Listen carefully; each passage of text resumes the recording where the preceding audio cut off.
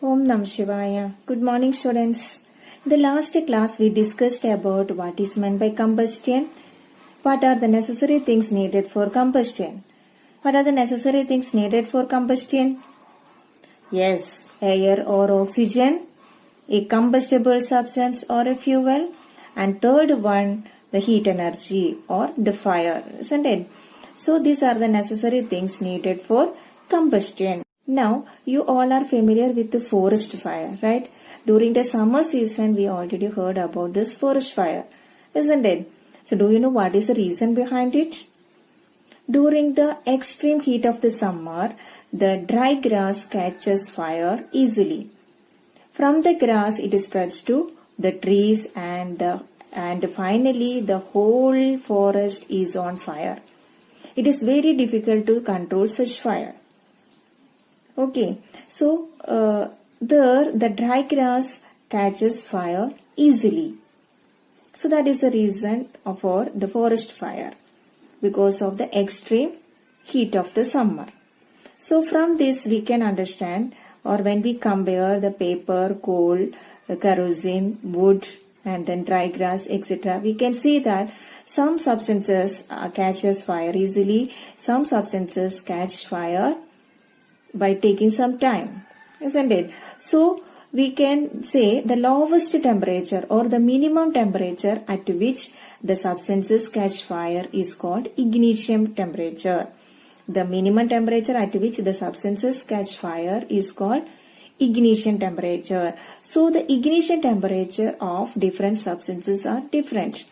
Some substances has low ignition temperature, some substances have high ignition temperature.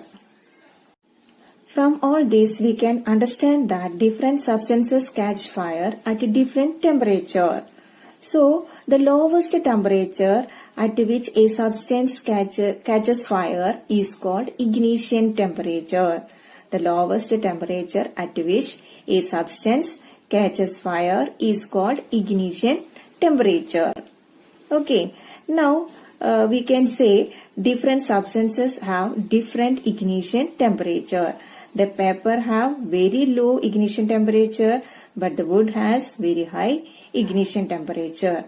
So it will take much time to catch fire. Okay. Now, did you know about the history of a matchstick or matches? That we can discuss now.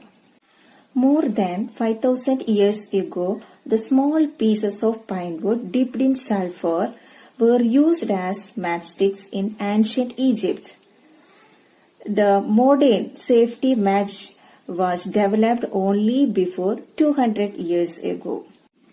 A mixture of antimony trisulfide, potassium chlorate and white phosphorus mixed with some glue and starch are applied on the head of a match made up of suitable wood. When this head struck against a rough surface, the white phosphorus got ignited due to the friction of heat. This started the combustion of matchstick. However, this white phosphorus proved to be dangerous to both the workers involved in the manufacturing and also for the users. Now, these days, safety matchstick head consists of only antimony trisulfide and potassium chlorate. The rubbing surface has powdered glass and a little red phosphorus, which is less dangerous than white phosphorus. Okay, so when the matchstick's head struck against the rubbing surface, some red phosphorus gets converted into white phosphorus. This white phosphorus immediately reacts with the potassium chlorate on the head of the matchstick and produce enough heat energy to ignite antimony trisulfate and gets start combustion. Now we can discuss activity 6.4 given in your textbook, which shows that for burning it is essential for a substance to reach ignition temperature. For doing this activity, you should make 2 paper cups by folding a sheet of paper. Take a piece of paper and a piece of wood and try to burn each of them with the help of a matchstick. You will observe that the piece of paper catches fire easily, while wood does not catch fire easily. Now pour some kerosene oil on the wood and burn it. You will observe that this time the wood catches fire easily. By this activity, we can conclude that different materials catch fire at different temperatures. Thus, the minimum temperature at which a combustible substance catches fire is called its ignition temperature.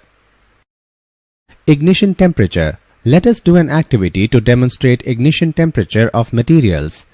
Make 2 paper cups by folding a sheet of paper. Fill 50 milliliter of water in one of the cups. Now heat both the cups separately with a candle. After some time, you will observe that the empty paper cup burns quickly while the paper cup containing water does not burn, but it becomes hot because the water in the cup absorbs the heat and distributes it to all the parts that holds water. So, in the presence of water, the paper does not attain its ignition temperature. Hence, it does not burn. By this activity, we can conclude that substances having very low ignition temperature can catch fire easily and are therefore called inflammable substances. From this activity, we can understand that the substances should reach ignition temperature for burning.